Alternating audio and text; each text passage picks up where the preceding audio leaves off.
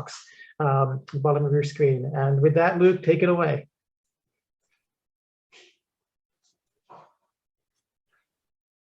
Okay. Welcome, everybody. I'm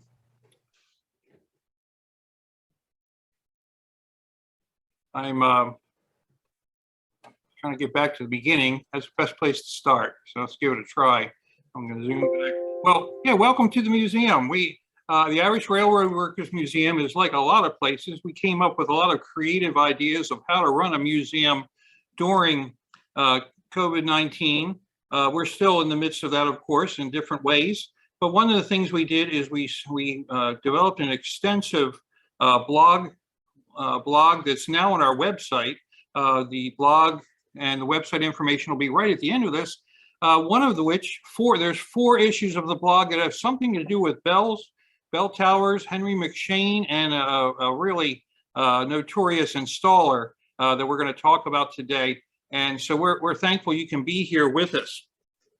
No story took us further afield during COVID than the story about John Mady. He was a bell installer for McShane Bell Foundry.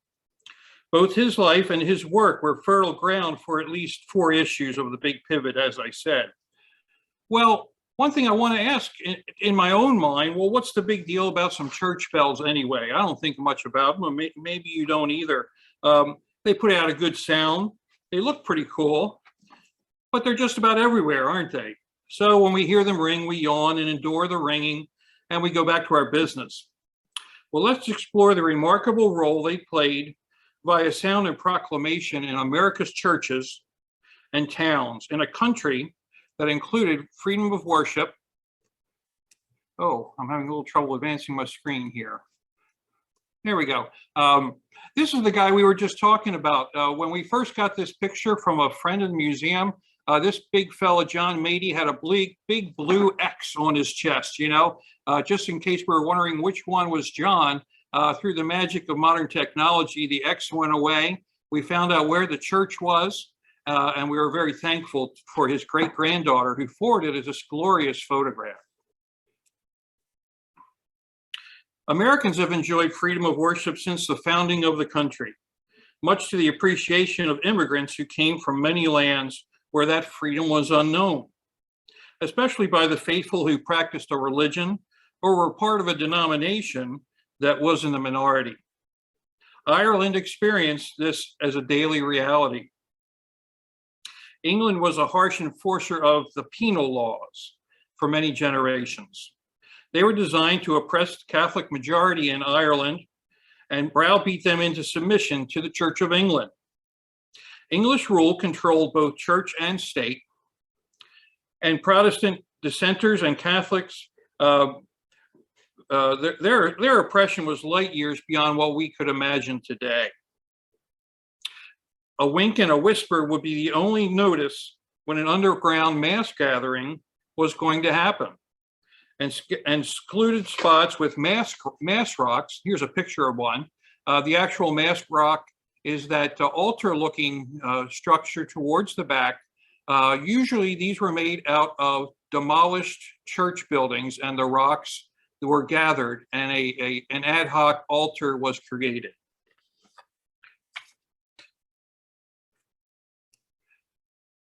Baltimore's early Irish immigrant population must have thought things weren't all that much better here in America.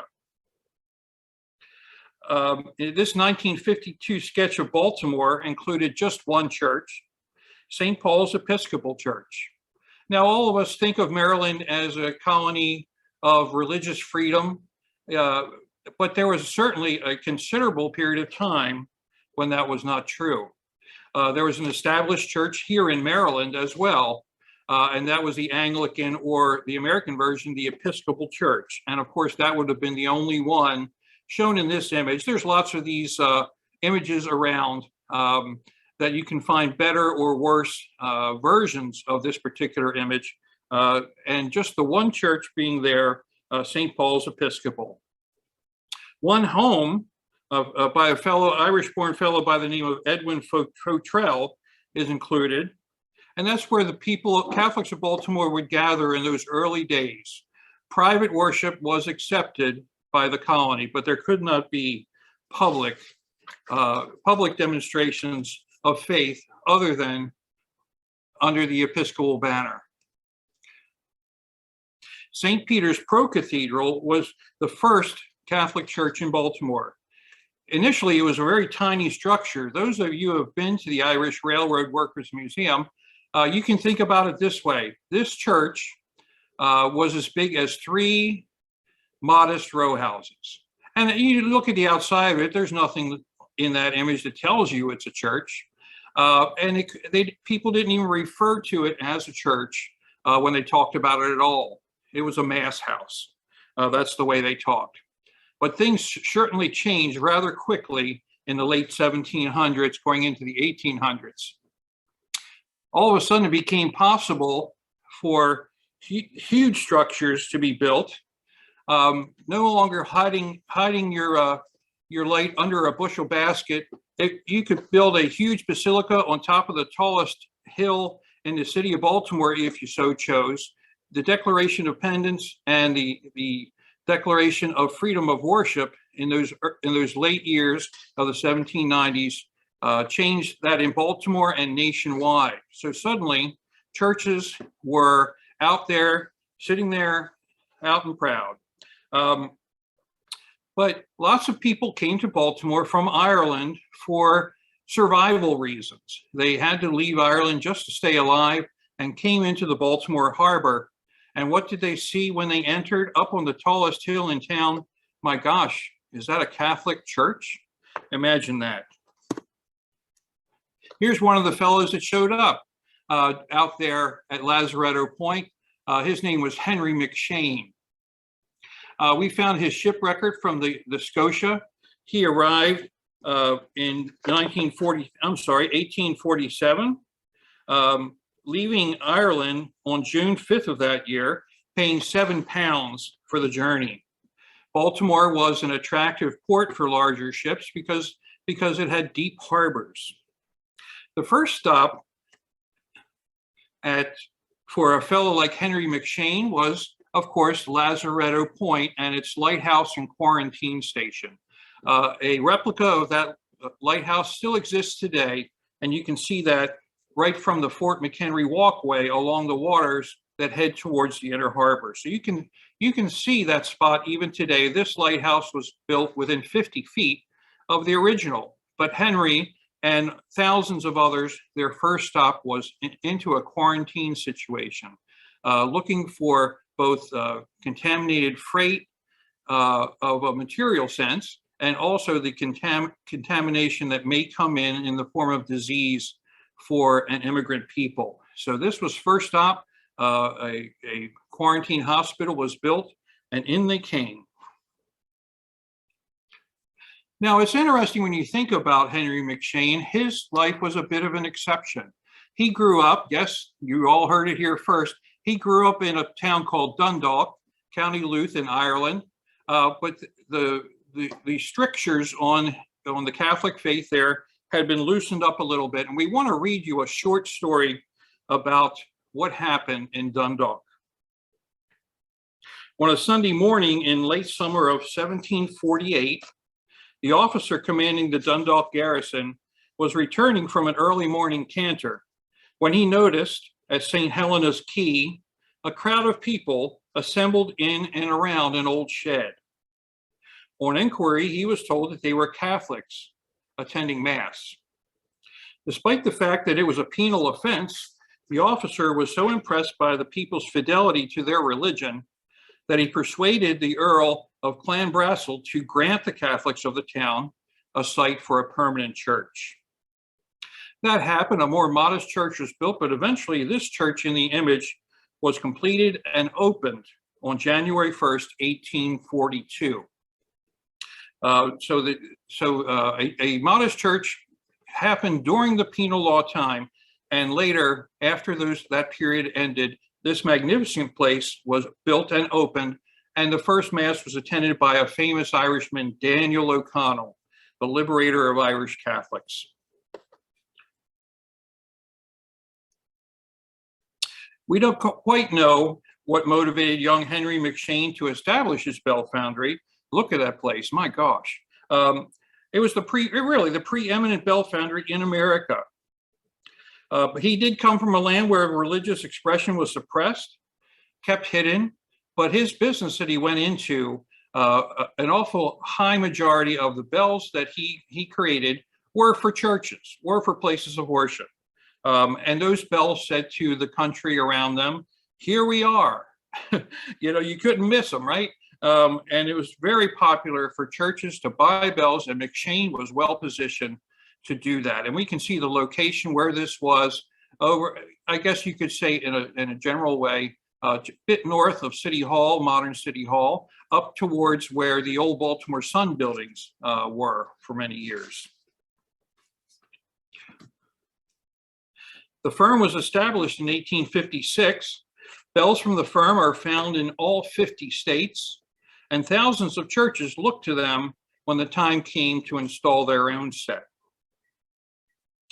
Henry McShane began his working life in a local Baltimore brass foundry owned by Joseph Register. He also lived with that family and must have learned his trade well. Opened up his own business in 1856. His foundry proved successful, and he married Catherine in 1858. Several children later, they lived in prestigious neighborhoods around the city of Baltimore and eventually living in Mount Washington area of Baltimore.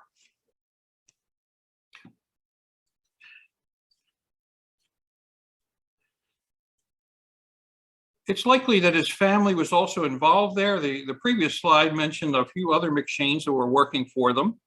But the business kept on developing. As we look at this slide to the right, we can see the steam locomotives pulling up to the side. Of course, they would have been delivering the copper and tin that are the predominant materials in melting and pouring bells. And so a huge facility there. All in all, he had 1,000 employees working for him, working in the bell foundry, pouring bells and shipping them all over the country.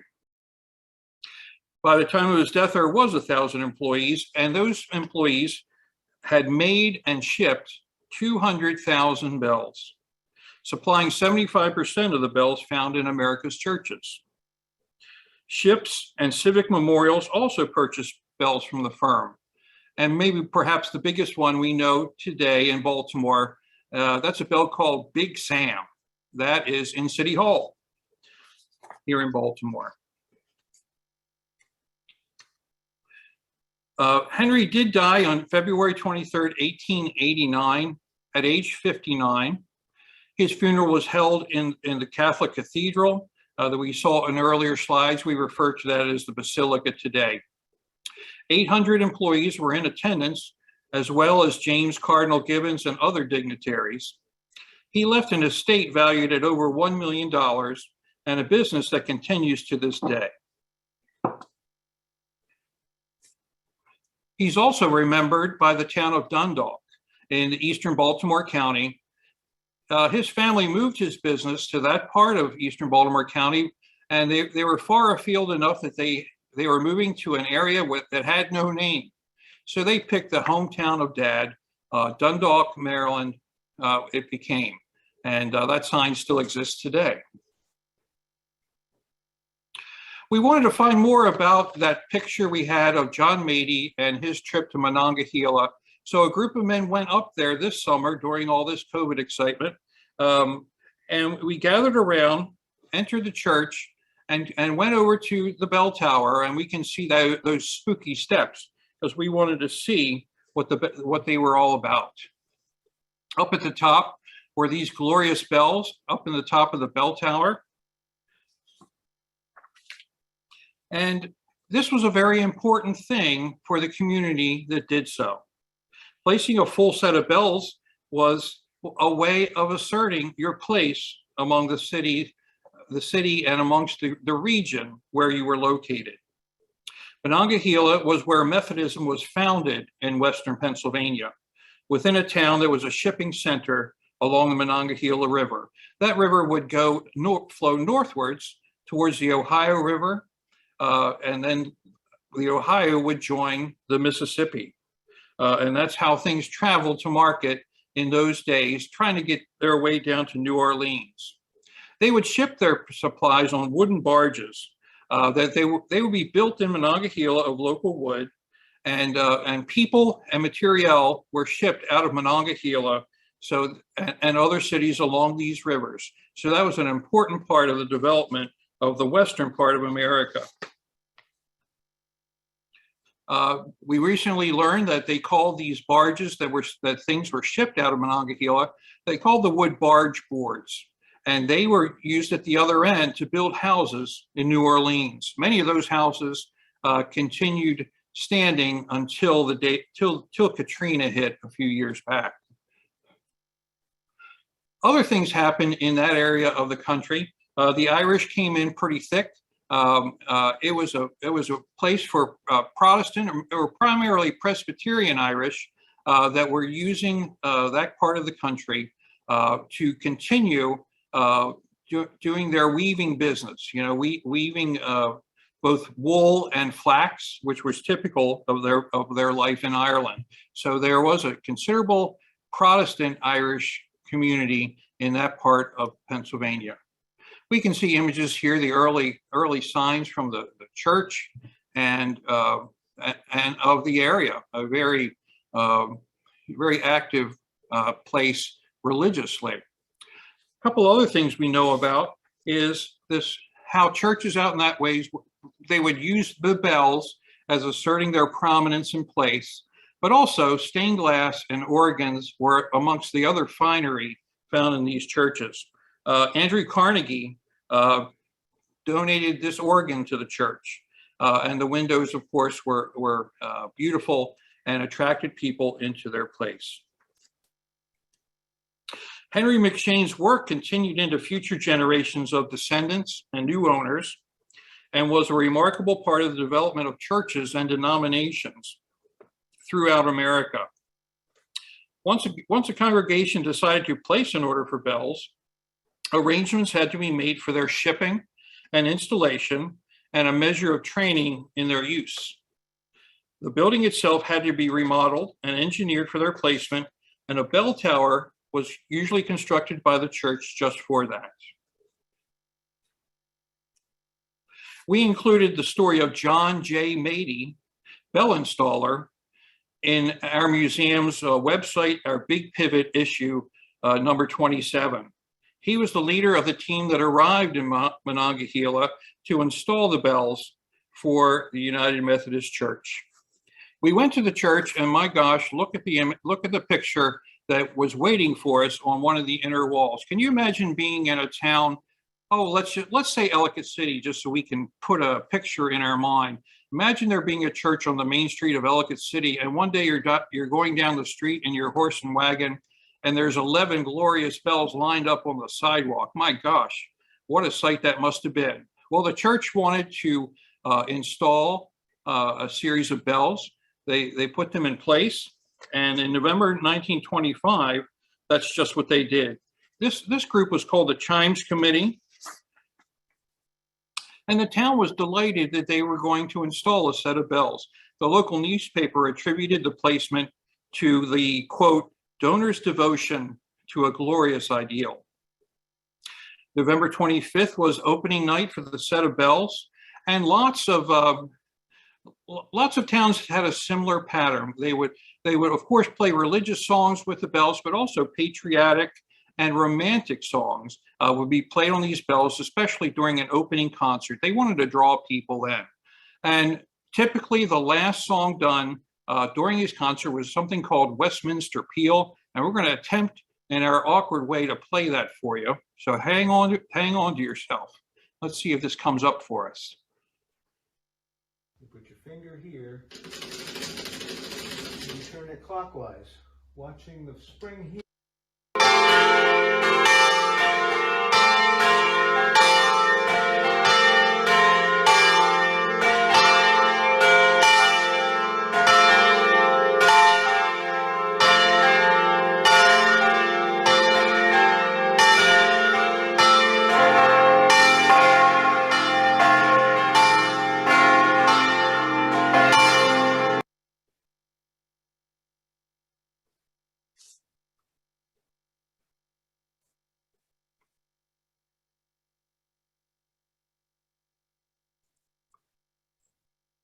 Well, that went okay. We practiced that a few times. Okay. Additional concerts happened in the church, and this was a typical pattern. We like to talk about another church that has an interesting install story. Central United, way over in New Jersey, they had a set of bells brought to them, and it was interesting. These bells pull up to the front door of the church, and everybody's excited, and everybody wants to be a part of it. Well, the small bells, the little boys of the town, they wanted their hand in raising those small bells up to the top of that tower. So ropes were connected to the bells. 20 or 25 young boys would grab on and heave ho, and the smallest bells would start to rise up that tower for the installation crew to actually put in place. Next came the bigger bells. And they'd see a guy with a horse and cart going down the street and say, "Hey, fella, what do you think? You lend us a hand?" Well, he'd unhook his horse from the wagon he was pulling, and he would help with the use of their equipment, haul a larger bell up that tower and get it into place. And the final step was the installers would bring a windlass with them. That's like one of those things they use to raise sails on big, heavy sails on big ships. And a bunch of men would get around the windlass and heave ho and turn those handles. And the tallest, the largest, the heaviest bells would slowly but surely rise to that top tower. Now, of course, the one thing that had to happen was that fellow we talked about earlier, John J. Matey, not a slight fellow, you wouldn't call him slight. He would get on that bell and rock it a little bit. He'd throw his body on it, and he'd kind of sacrifice himself to ride hobby horse on that big bell. It's sort of like this fellow. Anybody ever seen this guy jump on a bell? Well, John J. Matey was kind of a modern day Hunchback of Notre Dame.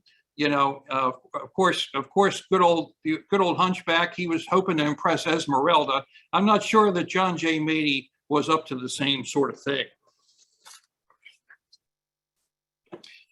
So here's just a few more images from the Church of Monongahela we visited to really learn about the relationship between a church and its bells. One thing we do want to talk about is in modern day, a church has to make a big decision. These bells, like anything else in the world, need maintenance. They need to be rehung sometimes. They need to be electrified almost always.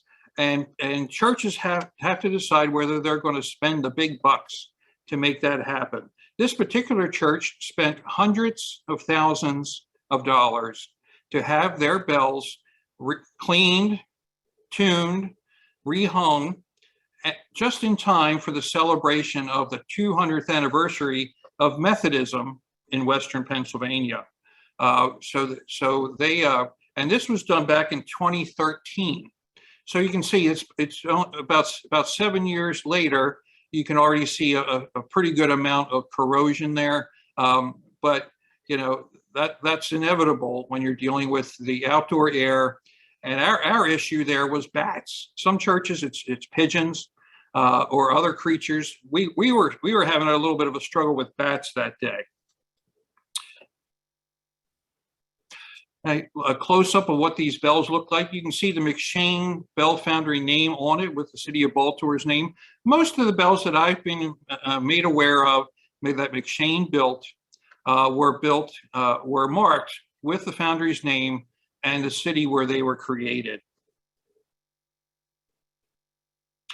Well, I want to thank those that came today and enjoyed our time talking about Henry McShane and his bells and how they provided sound and proclamation to the nation, where freedom of worship was asserted in practical ways, but also in audio ways. Let's say it that way.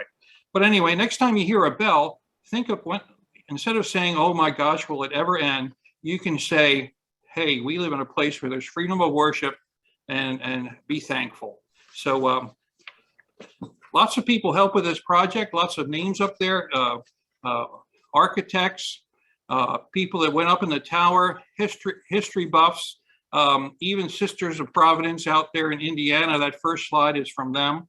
And of course, we especially thank Rhea Crocker, a museum friend, who shared that image of her great-grandfather, John J. Matey. And I'm happy to take any questions, and thank you for coming today.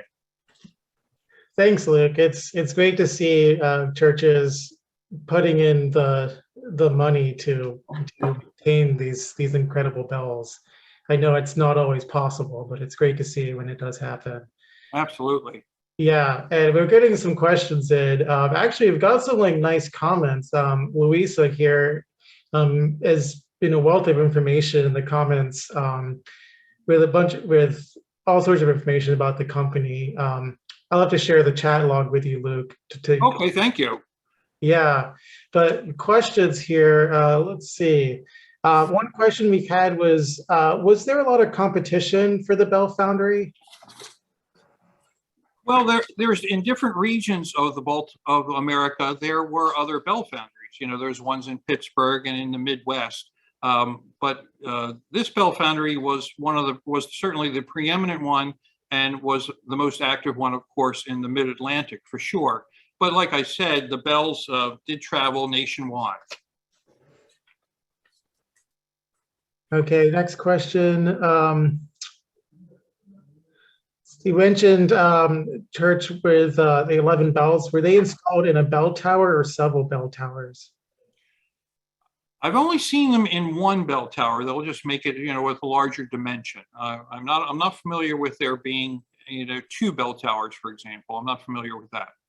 And you mentioned that intrepid man who was doing the hunchback thing. Yes, isn't that something? Like the bells, but how were the bells played back then, and how are they played today? Well, it's quite interesting. The church in Monongahela, even then, 1925, I guess things had moved along a little bit, and he had some sort of a keyboard, a glorified keyboard, where he would push levers and it would cause the bells to ring. Nowadays, it's done more electronically, where sensors and clangers are installed in the bells, and they're played from all you do is push a button, start, and all the electronics send the signals for the bells to ring. Now we think of bells being, up in the tower and people down below with the ropes, of course. So we've seen that. We've all seen the Hunchback or Notre Dame. We've all seen, maybe some of you like me watch Father Brown sometimes on PBS, and they've got a bell ringing team, and they're manning the ropes and pulling and developing skills in timing. That's fascinating.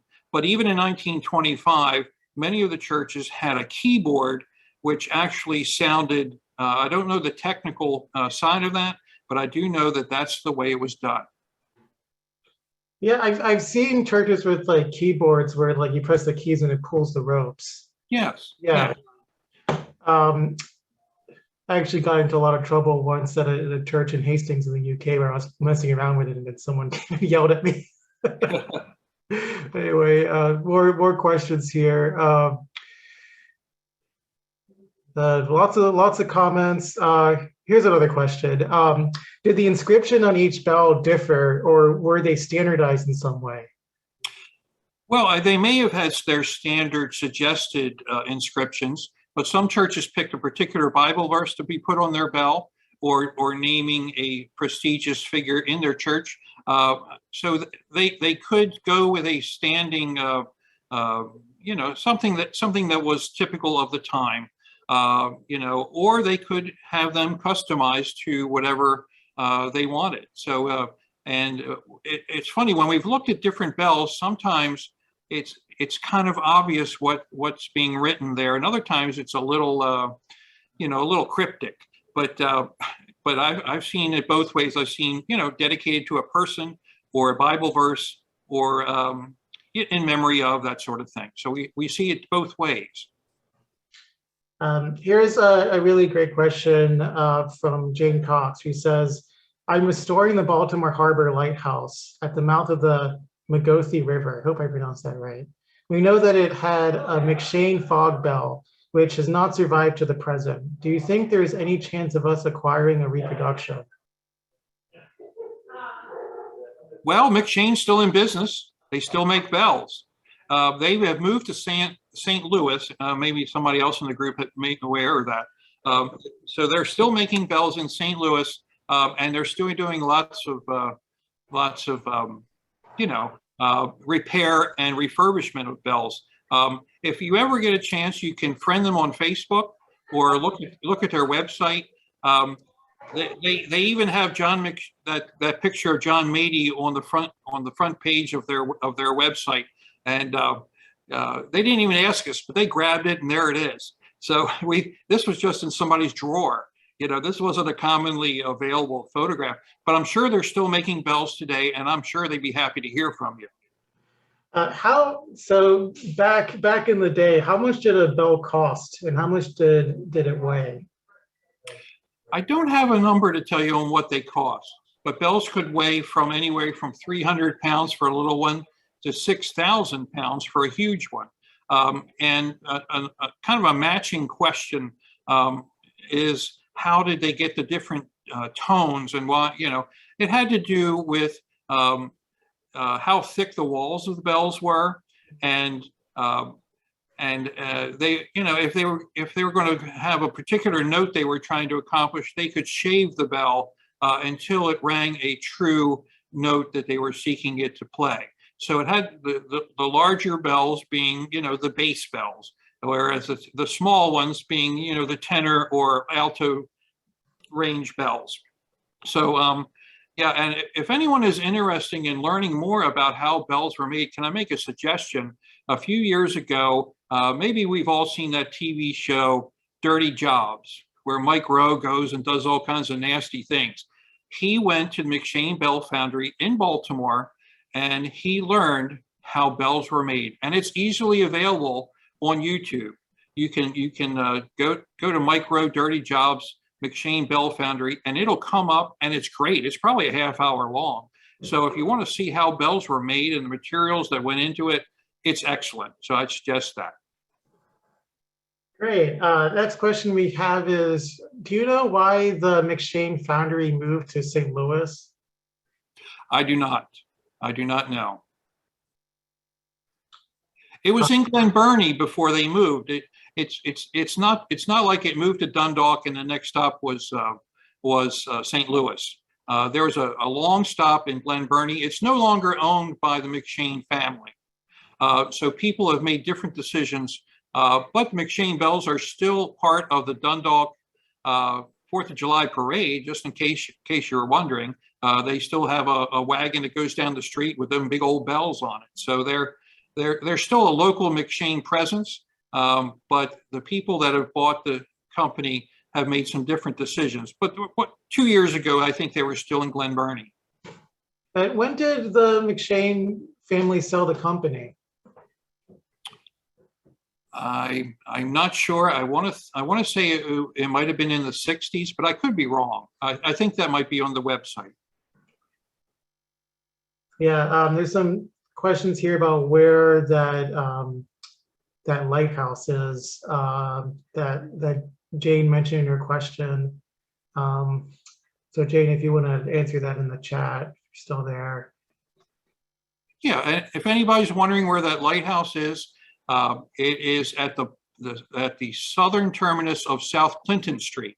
A business called Ruker Corporation, across their parking lot. The best place to see it well is from the Fort McHenry walking area. That sidewalk that goes along the water. It's right in front of you, and it's a very clear view. She's talking about another lighthouse that's a few miles north of the Bay Bridge, off of. Oh, okay, that I'm not familiar with. Yeah, and last question I have for you is, so I remember, I used to go to music shows at the Bell Foundry, the old factory. Oh, really? Yeah, over on Calvert Street, back when it was like an artist space, and now it's being converted into apartments. I was wondering if you knew anything about the building currently. I don't. I did not look into that. I was the thing that got me most excited was you know, how people were going around installing the bells and the stories that surrounded the excitement in the community. So my main focus was not necessarily on the history of the company, but on the delight and the really fun part of the bells and their role in the community. Okay, I'll give you one last question here, which is, do you know how many people worked at the Foundry at its height? At the time of Henry McShane's death, there was 1,000 employees, and 800 of them attended his funeral. So I guess they liked the fella. Do you know, Mike, this is the follow-up question. Do you know how many were of Irish descent in his factory or Irish immigrants?